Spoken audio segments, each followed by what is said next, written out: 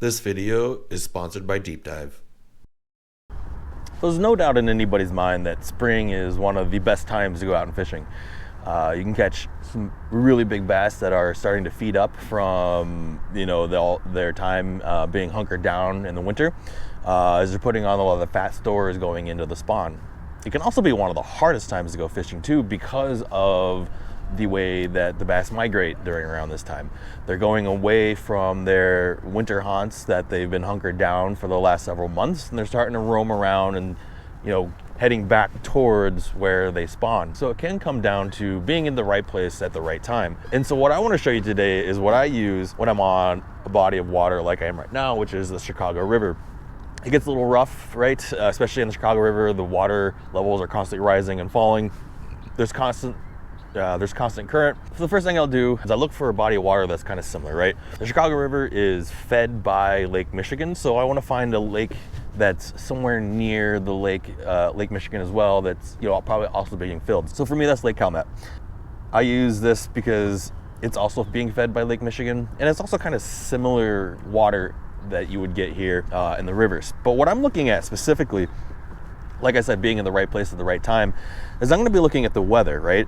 And I want to see, for me, when is going to be peak bite time. And right now, what it's telling me is that, we had it in the morning around 6:30 to 7:30. But if we move over, it's about the major bite time in the afternoon is coming around 1 to 3 p.m. So that tells me, that's going to be when a lot of the bass are a lot more active. The water's starting to warm up a little bit later in the afternoon. Especially in the spring, you don't have to get up super early like you would in the summer to try to get on that top water bite.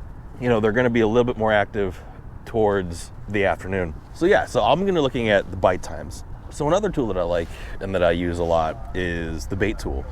Based on my situation, it's pretty stained right now, what I should be throwing. And flat-sided crankbait, I've been throwing that all day. It's been working out pretty well.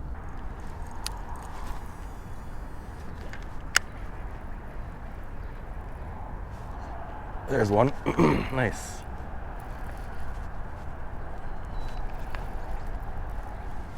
On the Fritz side. Yeah. These rods really load up, which are nice. Ugh. Ooh, it's fat. She's fatty. The bait tool is a fantastic way for me to to start breaking down the water, especially in the spring. They could be on a lot of different baits, but it's a great way to kind of start narrowing down what we should be throwing, because as fishermen, we're going to take as much tackle as we possibly can to be prepared for any situation that we're in. So to be able to kind of narrow down on, a handful of baits versus your entire tackle box is going to make for a lot better time on the water. Your lure is going to be in the water. You're going to be fishing more than you would be, constantly retying and tying on new lures. For an example, I've been throwing flat-sided crankbait, and I'm gonna be honest with you, when I first started fishing, I did not know what riprap was. I would hear people talk about it constantly, and I had no idea what riprap was, and I had to Google it. I'm a visual learner, so being able to see what riprap is, what it looks like, some examples, you can see it from, what it would look like if you're looking at it from a boat, and you also have the Google Earth image. So, if you're looking at it from a Google Earth perspective, Google Maps perspective, you can kind of understand and see what riprap is going to be. But it's also going to give you gear, what your rods are going to be, what would be the best, right? Is saying medium, moderate, about a 6'8" to a 6'7" foot with a pretty slow reel. So I'll leave the link in the description below for you to download. Definitely check them out, up your game. When you're out on the water, best thing to do, and what we want to do on the water, right, is maximize our time on the water. Throwing baits and lures that have a higher likelihood of getting bit, and definitely throwing them in areas where bass are going to congregate. So DeepDive has helped me do that. It's helped me up my game, and it's changed the way that I fish. Appreciate y'all watching. Hopefully you learned something from this. If you did, leave a like, put a comment down below. If you're new here, subscribe. Like always, get out there and fish. Tight lines, y'all.